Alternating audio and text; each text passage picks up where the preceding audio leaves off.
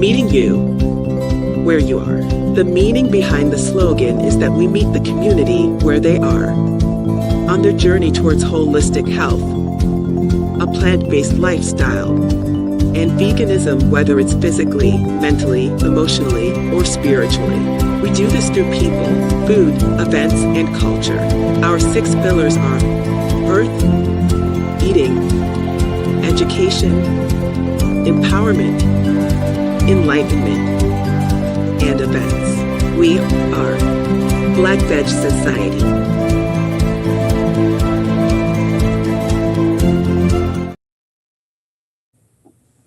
We are live. Thank you for tuning in. Let me help you, a loved one or friend, find your vegan soul through food, people, events, and culture. It's Mother's Day, May, and it's also Mental Health Awareness Month, May. And I am so blessed and grateful to bring my Sistah Vegan on today. So let us feel the breeze with Dr. Breeze Harper. How are you this morning? I'm doing really well. Hey, thanks for inviting me to be on your podcast or your live show. So thank you. Oh no, it's a blessing for me, and it's definitely an honor because it's been 16 years since I've had this book, and you have many after that, trust me. But you know, this was the Bible right here for Sistah Vegans, and I want you to tell us, what was it like during that time after you published this book and you went around and spoke about it? Tell us who you are, what you do, and what it was like. Yeah, well, oh my God, there was first 20 years ago was the Sistah Vegan project, and then the book came a few years later and was published in 2010. So for me, it was great to create this space to have these Black women's voices, the space that had never been before, at least in the literary sense. At the time, all the books about veganism and animal rights that were popular and being published, they were by mostly white authors, and the authors didn't really think about how being racialized and gendered and a racial caste system that is the United States would impact their vegan and animal rights practices. So here comes my book, which basically has these voices unapologetically showing that, yeah, Black women are not a monolith, but we are going to be impacted by systemic racism and sexism. And it will shape how we navigate, our dietary practices, our lifestyle practices, especially if we are vegan or animal rights activists. What that was like for me was that I had a lot of people really supporting the idea, but I also had the normal backlash from the racial status quo whenever one who it looks like me and identifies as a Black woman proposes that we're not in some post-racial era, and that I wanted to pursue or interrogate what would a vegan practice look like amongst Black women in the United States who are still dealing with the reality of racism and sexism. So there are some people who are mostly white who did not appreciate my scholarly interrogations around gender and race. And there were a lot of people who really did support that. There are a lot of people, mostly brown and Black women, who said that they were very, very excited to finally have this literary piece of work reflect some of their own stories, and representation being really important. So that book allowed me to do a lot of keynote talks throughout North America to talk about the significance of Sistah Vegan, not just as this book that's talking about veganism, but how we can use veganism as a platform to really understand racial power dynamics in the United States, systemically, how it does impact our access to food and food choices. And that was just a phenomenal experience and still continues to be over the last 16 years. And I love how I will often receive emails from people saying just how much the book has impacted their life, mostly from people who are Black or brown. And I love receiving messages from people who say, hey, because I read Sistah Vegan, I decided I'm going to go into my nutrition program and I'm going to focus on plant-based wellness and focus on, a fusion of food and racial justice for my own community, because, we live in food apartheid. There is nutritional racism. So that's just really, really wonderful. And then this past weekend in San Francisco, we actually celebrated 15-year anniversary, which was technically last year. This is year 16, but we celebrated that at the African American Center at the San Francisco Main Library.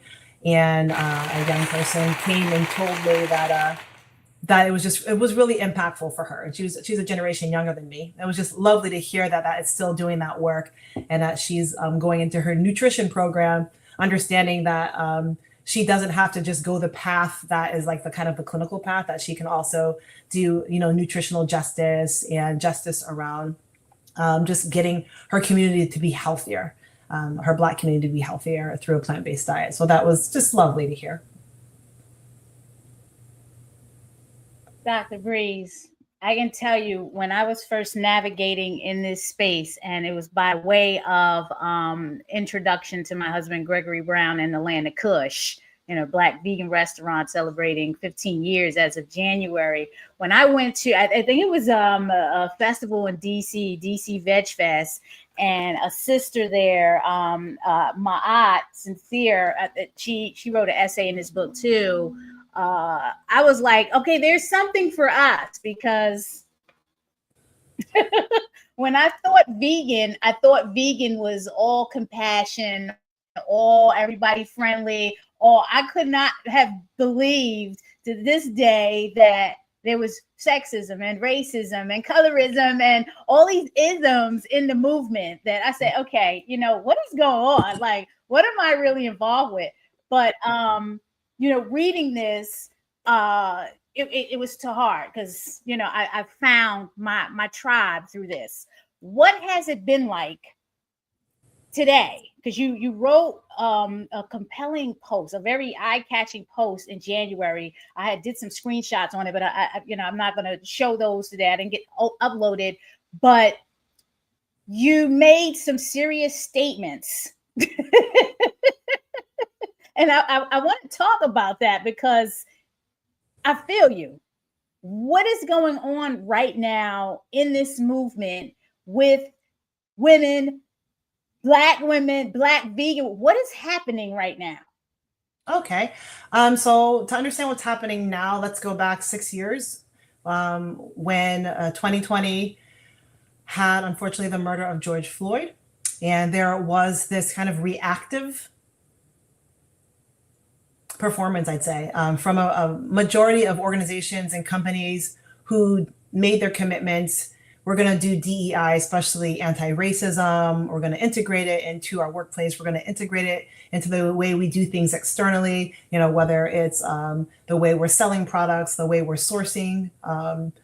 And from 2020 to 2022, I'd say, there was a lot of emphasis on hiring or working with Black and brown people within the animal rights and vegan movement, to do this work with mainstream organizations and companies that were focused on veganism and animal rights, and that were largely white-led, and things that they had not really been thinking about before, right, that they were suddenly on board with.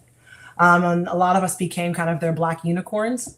And I learned that it was mostly cosmetic. And then things shifted. I'd say toward the end of 2022 till now, there was a shift of rescinding those commitments, making excuses on why they can't support an anti-racism framing, why they can't do DEI beyond the cosmetic. And I think a big part of that is that I think historically, if we look at the way activism operates and how systemic changes are made, is that there's these three waves when it comes to, at least when I'm looking at Black liberation and equity. We're basically in this what Dr. Reverend William Barber III says, that we're in the third Reconstruction era. And what that means is, after there's been, an awesome advances for Black and other marginalized individuals, there's always the backlash. So we had Obama as president twice, right? He won, and it really felt like there were being gains met. And historically, that was like a type of third Reconstruction. And then if you understand the US history, the past two Reconstructions were met with intensely violent backlash from the mainstream, racial status quo mainstream. So what I felt was going on with the vegan movement, the mainstream vegan movement was not going to be untouched from that. So what I witnessed was also what felt like a backlash from this third Reconstruction, where you had Black and brown women like myself doing this amazing work, helping organizations focus on animal rights and veganism to become more anti-racist, to really understand racial equity and how to put it into their practices internally in the workplace, and then also when they're dealing with services and products externally. And I can talk about some of the experiences I've had with clients that I won't name, where they were on board and then they come back and the political environment has changed and they're like, yeah, it's too risky. We're just not going to do this. Or our donors or our board have expressed concern that, we just need to just focus on animals. And we don't have the bandwidth, or we don't have the resources to really focus on DEI or anti-racism or, whatever. So I experienced a lot of that, but that made sense because I wasn't just experiencing that within veganism or animal rights. If you look at the broader scene of how the political situation is going, it would make that response made sense because everyone of the mainstream was doing that. They were rescinding, they were taking away their commitments, they were making excuses and going back to being neutral and just focusing on being less risky.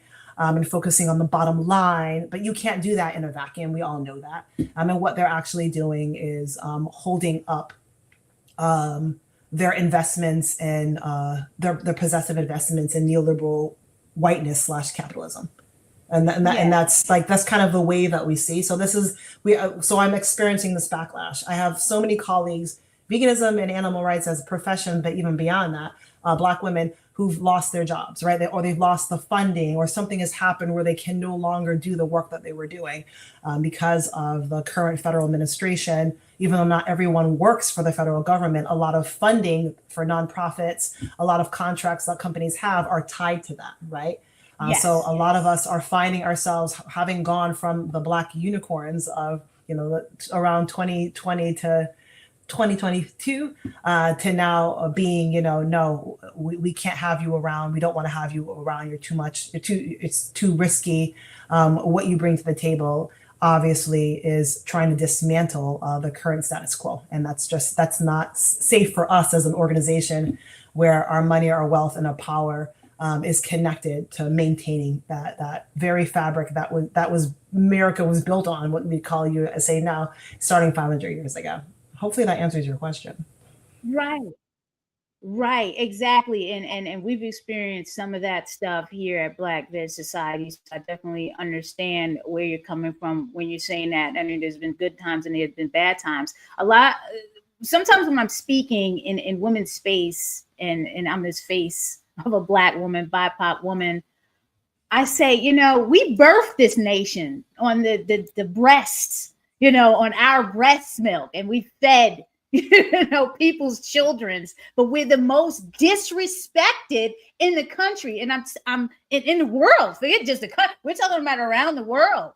We're disrespected. And I don't get it, and as a spiritual being, because this is how I describe myself. And you said it a week ago in your talk, we're spiritual beings living this human experience. How do we navigate through this? How are you navigating through all? What do you suggest? Because I'm ready to just give up on the nonprofit and then do something. What do you suggest for us women to do? Yeah, I mean, I have basically realized that DEI is just not going to be my thing to make change. Maybe it did or did not do what it needed to do at the time when I was doing it. But I've really been focusing on, and I live in the East Bay area, so it's easy for me in California to have access to Black communities that are actually doing the radical work that I don't find in mainstream. So what I've been doing is focusing more on community care work, building futures that are not dystopic, but building futures that are regenerative, that actually can have a path that isn't just extractive capitalism all the time. So for example, and I'm doing just like the care work, making sure that I find a coalition building and collaborations with those that I'd consider part of maybe the Black radical tradition, those who may be Afrofuturists. So for example, let's see, the other weekend I went to Afrofuturist Summit in Oakland, and there were tons of mostly brown, Black, Indigenous people, mostly Black, talking about how we can remember what our ancestors and present day elders have already done to create joy, to go beyond just surviving but thriving. So having those memories, being reminded of these as roadmaps. So for instance, I went to a workshop to kind of learn the importance or the significance of Black women quilters, like from back hundreds of years ago to the present, and how they were able to, first of all, they were in crappy conditions, right? Because they're enslaved, but they were not given blankets, right? We're cold. Not only are we building the agricultural economy and the wealth of white America, hey, we're cold and we need blankets. And many of the people the slave masters were like, no, we're not going to even give you blankets. So women decided to get like scraps of different materials and literally quilt blankets to keep people warm, but also take materials of certain things that were significant that can be part of story.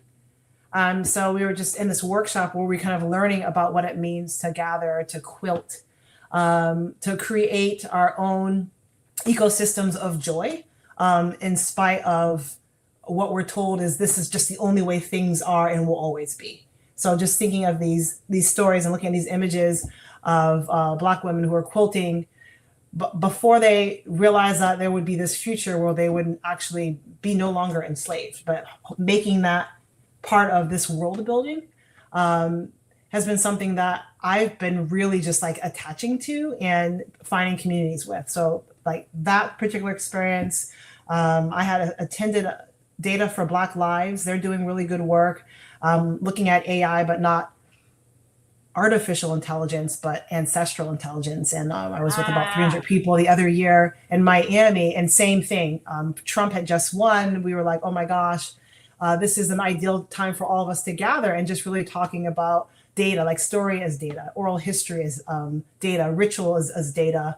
And that's kind of the type of advice I would probably give is now more than ever, is the importance of continuing to create joy amongst community of Black folk and allies, but mostly Black folk that remember those stories and are actually still using those stories as their praxis for joy and liberation. So that's what our focus is. And this past weekend when I had done the Sistah Vegan celebration at the San Francisco Library, I talked to a Black woman, Reverend, who's also, they said what they've been doing the last year or two is just focusing on joy, like joy as a technology, right? Ruha Benjamin's work has been really phenomenal. If, she had proposed, if all this dystopic crap can go viral, why can't justice and imagination go viral either? Why can't we do that? So that's what I'm really working on in community. Doing it in isolation is very difficult. But just showing up in community with others who are doing similarly, it's a beautiful reminder that we're more than just, I don't like the word resilience or we can just survive. Like we know how to thrive and create joy in a way, literally, that has been a roadmap for a lot of the mainstream that they won't even acknowledge that a lot of what we have done as Black women have created a lot of joy and possibility for larger society in the United States. If you read the book, The Conjuring of America, which just came out by Lindsay Stewart, another testament and reminder of how much Black women and girls have contributed, but were basically kind of erased, but really contributing to like creating so much of what the United States kind of just takes for granted in terms of food and healing, herbalism, nutrition. A lot of that was stolen from us. So if you read that book, oh my goodness, Vicks Vapor Rubs. Oh yeah. Apparently, that was taken from the child of a white slave master who had Black midwives and nannies and always looked at them going out to the forest and doing herbalism and taking care of both the enslaved master's children, the slave master's children, and the granny midwives would take care of, everyone. So this little white boy looked at everything this woman was doing and then decided, hey, I'm just going to patent this and call it Vicks Vapor Rub. So he didn't invent it. It didn't come from but that's something. This book notes one of many things that these Black women, even in the worst conditions, were able to create, these systems of healing and nourishing and adapt. And then and it shows how, white corporate entities like that take it and erase us, don't give us what we deserve, and just take it as their own and make profit off of it. And it's still going on, and it's and I don't see an end to it, to be honest with you, because as long as we're living in this capitalist society, the society of who's popular, or I'm going to take and not give. I don't see any of that changing. So as women, as Black women, they trying to bury all of us, but they forgot we were seeds, and we'll continue to grow and commune and do these things that you're expressing. I see a lot of that in Baltimore, where I'm at. Just women building together. We have beautiful sisters doing amazing work to bring community together, despite trauma and things that they may have experienced or are continuing to experience. And you give good advice that we just need to keep doing that, and not being silent. You know what I'm saying? Because you can't do this alone. But a lot of us are silent and going through these things alone. And that's why this was a great time to bring you on. Is it to celebrate this month of May? Because it's not just about Mother's Day, it's about mental health as well. Yeah. And you want to talk about that? Yeah. And I won't name any particular names because of privacy, but in the past month, I have had 3 different Black women friends reach out to me that they are having severe mental health crises, but they feel isolated and alone. One telling me that not many people know, but she's bipolar, and that she had entered psychosis and needed to go to a day program, but just feeling really isolated, and that she also had just left and is still fleeing domestic violence, kind of in hiding. So a lot going on, but she was just sharing her story. She's middle-aged, growing up as a Black immigrant from the West Indies, who were now living, in the United States, moved as a child, and talking about how her family just never talked about mental health, didn't understand that she was actually, depressed and needed intervention earlier in life. I had another colleague who had contacted me and said that they were having major depression as well. She's also neurodivergent and wasn't getting the support that she needed, and ended up having a panic attack so badly that she crashed her car the other week. And what I kept on hearing in these themes, and she's fine, she doesn't have a car anymore, but that she said she reached out to family. Family was not able to understand what she was going through, or were in denial, that she's having a mental health crisis. And I hear this a lot, that there's Black women in my life who are not getting the support they need when they're clearly having a mental health crises. And it's not necessarily, it's just happening now, but it had been leading up years or months, of things happening without them having the support they needed, or the language they needed to articulate that. So I'm just here to talk about that now, that a lot of times, at least when I was growing up, therapy is for white people and only white people need therapy. And it's absolutely not true. Like, we live in such a violent culture. Like, capitalism is violent. I don't know how anyone, regardless of their race or gender identity, could possibly be mentally healthy in such a violent environment. It's just not possible. And I think when it's overlaid with, when you're multiply marginalized, it's just more and more compacted and compounded, right? And then a lot of us who are multiply marginalized, we don't have access to what we need, not just to be mentally healthy enough, but healthy in so many other aspects, right? So here we are with, and my anecdotal story is an experience. Are these Black women that have been talking to me over the last few months who just don't have the support that they need, that they don't realize that they are going through mental health crises. The family isn't supporting them, or they don't have access to what they need because we live in a system where the healthcare is horrible. So, when you're not employed, it can be difficult to just get what you need. And then when you finally get what you need, there aren't enough culturally appropriate therapists to understand, hey, I've been racialized and gendered as a Black woman or girl in this country that is violent toward us systemically for the past 500 years. I need you to help me with the issues I'm going through at work, in my personal life, what's happening politically. It's been really hard for a majority of Black women to really find someone that understands that and that maybe takes their health insurance or has a sliding scale of fee. So that's basically what I am experiencing right now. And I'm trying to, I'm not a clinician, but I'm trying to figure out how to build a coalition or something, or more support to help, our Black sisters that are going through this, because it's just completely unnecessary.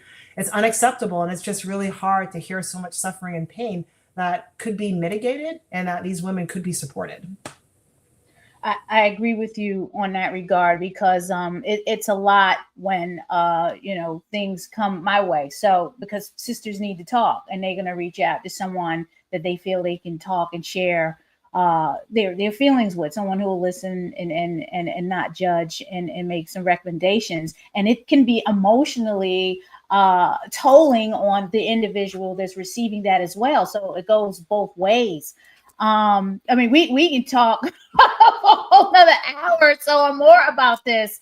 But I want to talk to you about, what do you need right now? Because I reached out to you, when I saw that post. How can myself, Black Vest Society, any of the affiliates that I have in my network, how can we best support you, connect with you, and any upcoming events you want to share? I think if building the coalition is one thing, we can bring that to, the tribe and talk about that. What else do you need? Yeah.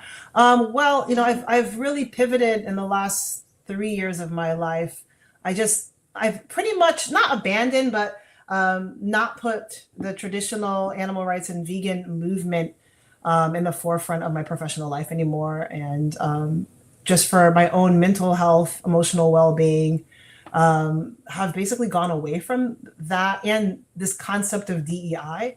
And I've entered more of a space of co-building this Afrofuturistic practice that I have through the literary arts. Can you define that for people that don't know about Afrofuturism? It basically means that it's defining and co-creating a future that centers Black joy, Black thriving, and Black regenerative ways of being by understanding what our ancestors have done in the past that has not been necessarily not just pre-colonial era, but even colonial era and post-colonial era. So, I'm specifically focusing a lot on what's now called Nigeria and Ghana. What were the ways that community was built? What did reciprocity look like? What did healing and health look like? That wasn't within this colonial extractive context. And can we use that also moving forward as an alternative to capitalism, as an alternative to individualism? But also then looking back at the ways that my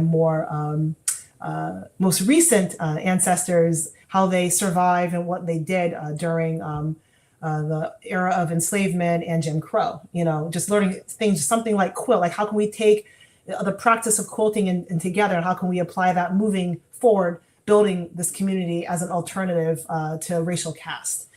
So Afrofuturism is something that you would find in the movie Black Panther, I think is best known for that, but also by works by authors like Octavia Butler, where she's got one of her most famous books is Parable of the Sower and Parable of the Talents.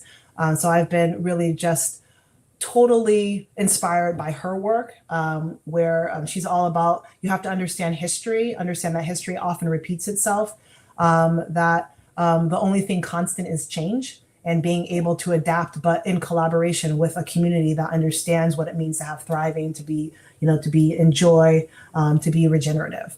So that's basically what I mean by Afrofuturism, but you're centering that on Black lives, Black folk.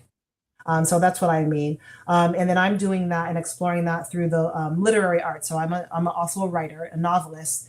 So the type of support I need right now is continuing to build with others as I write these books, as I give talks about these 3 new novels that are coming out. It's not just about the novels, but the novels are kind of a platform for me to then ask questions, have prompts, and be like, in this section of the book, when I read this fantasy, how does this apply to your communities and maybe the food insecurity that you're going through, the food apartheid that exists?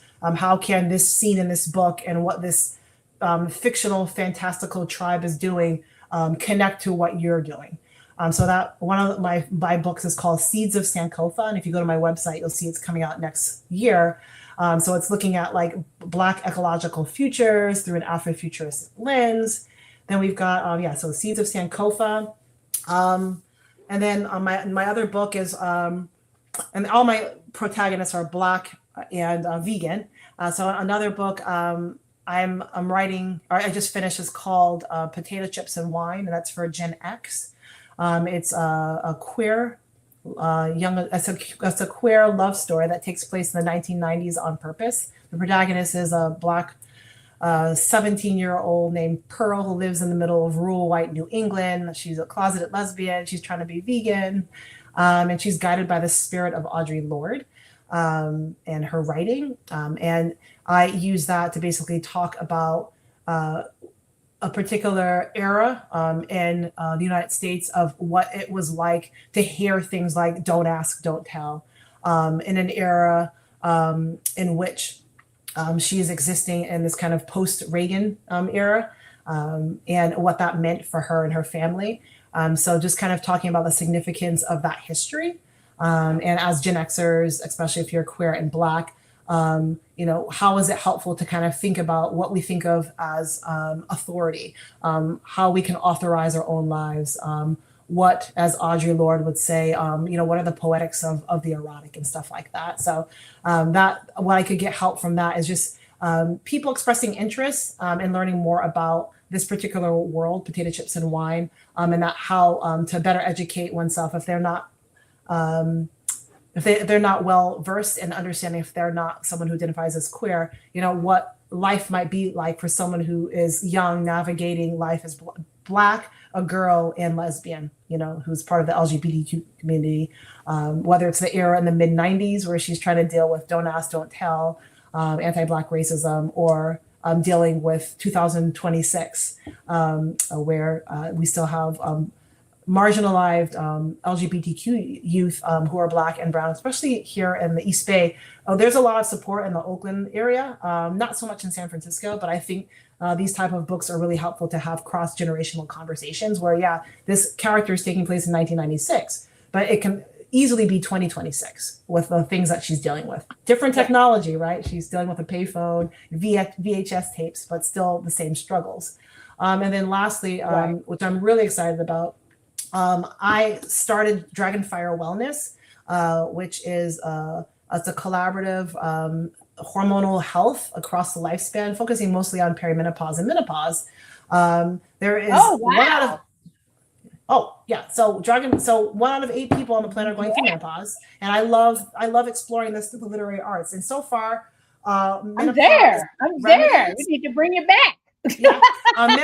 Menopause remedies assume that everyone is white, cisgender woman who is middle class, and that's the solutions to whatever you're going through related to menopause you can just buy it, right? And then I created a book called The Dragon Comes at Night, where a Black mom going through perimenopause, her hot flashes bring on dragons at night. And yes, she's vegan, her family's vegan. So that book comes out next year too. And I'm just looking for people who are interested in learning more about and talking about and bringing to the light that perimenopause symptoms are the most severe amongst Black women of all the demographics. Yes.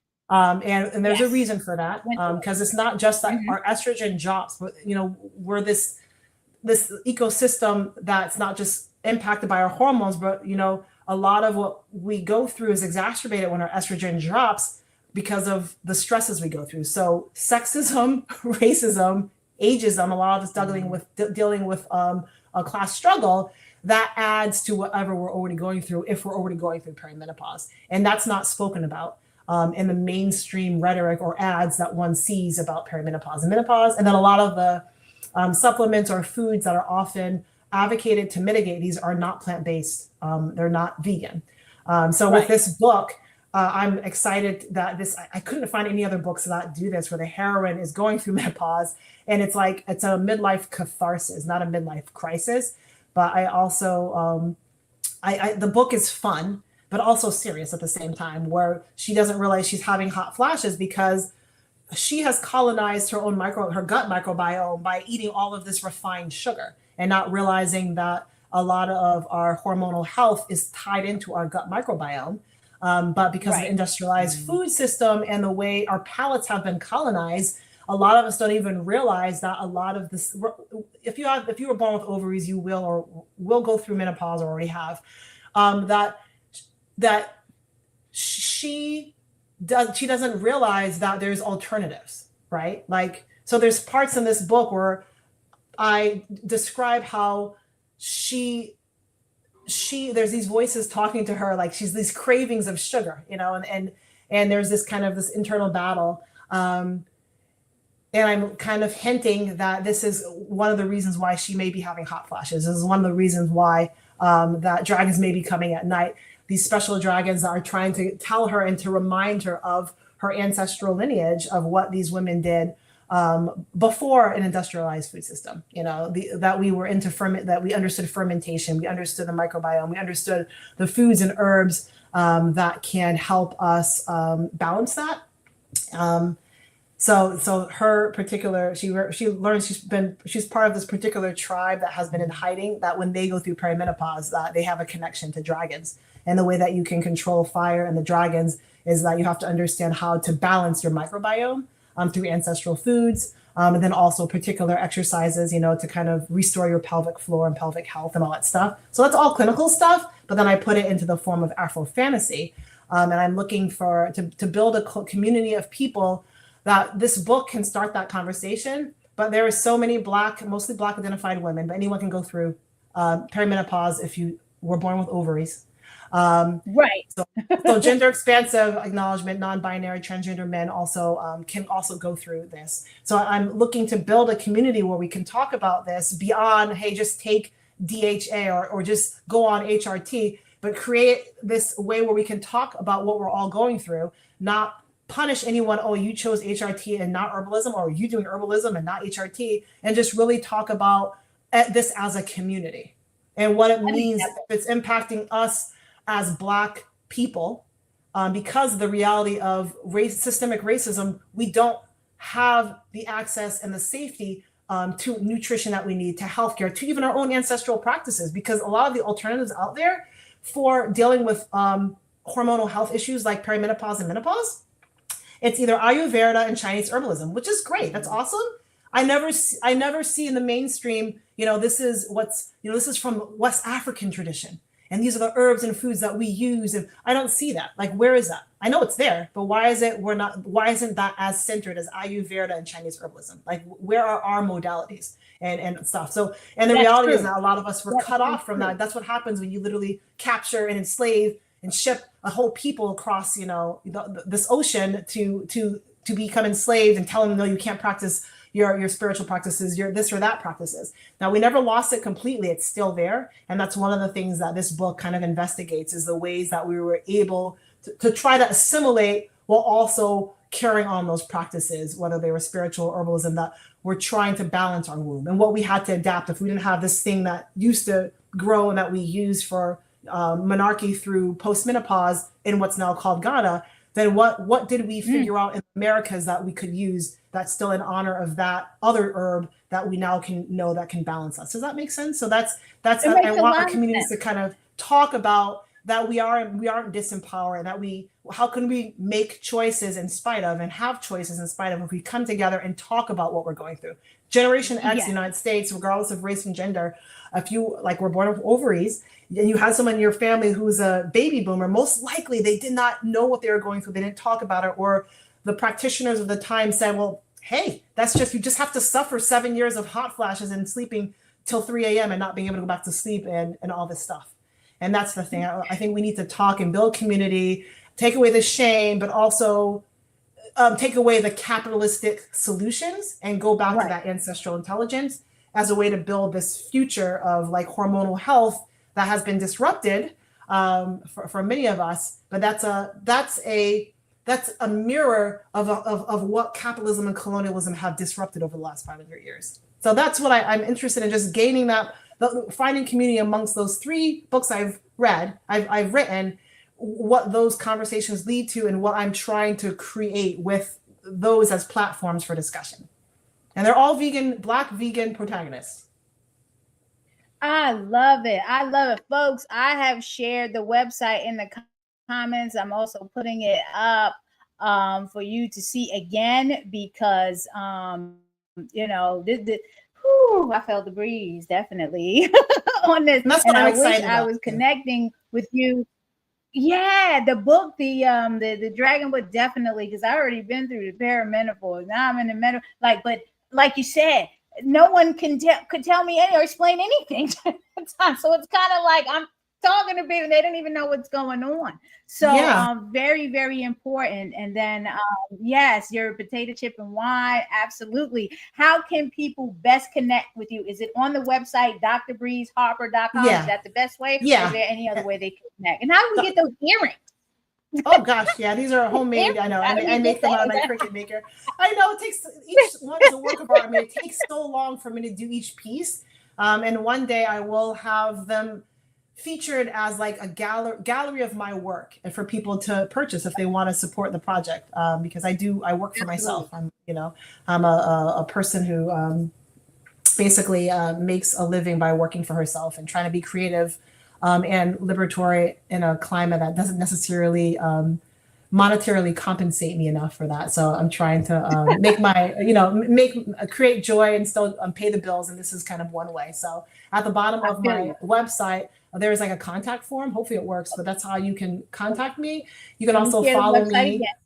Yeah. So it's drbreezeharper.com. And then I'm also on Instagram.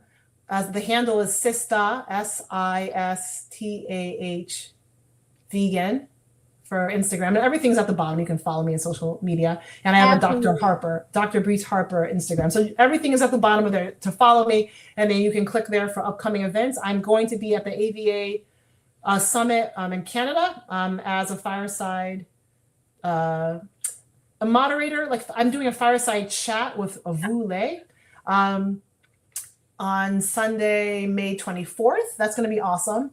So I'll be there, and then I'll also be giving a panel the day before where we're talking about this concept of how we can, build bridges between movements. Though I actually am going to problematize the word bridge because I won't give away too much, but I have the issue with bridge building, the mainstream's concept, how do we get them build a bridge so they can join us versus how are we going to be in solidarity with the most marginalized, and then maybe we can go from there. So we'll be talking about that. And I just have other events coming up that I'll let you know. If you just go to my website and click on there, you'll just see what's going on. I love it. Absolutely. I got to give you another round of applause. Thank you for taking the time out. This definitely was an honor to have you on. Mother's Day special edition tribute featuring Dr. Breeze Harper. Folks, go to drbreezeharper.com. Support. Follow, share out everything. Hey, you're tuning in to Naijha Speaks. Thank you for tuning in. It is very important. Naijha Speaks is a project of Black Veg Society. Please subscribe to the channel at naijaspeaks.com and donate. Donate at Black Veg. Forget donate. Give a love offering, an offering of love. Let's use that terminology. Give a love offering at blackvegsociety.org. It's tax deductible. And follow me at Naijha Speaks so that I can continue bringing on and supporting beautiful spirits like Dr. Breeze Harper. It is such a pleasure. On that note, that's all I have, unless you have something else to add. I could talk forever, but I won't. But yeah, just thank you very much. Thank you very much. Yeah. Yeah, thank you. Yeah, and if you haven't checked out the book, people, check out the book. See if your library has it. If not, ask to order it. Sistah Vegan, and then there's Brother Vegan, which is the second volume. Oh, yeah, I got the brother. You shouldn't even have said that.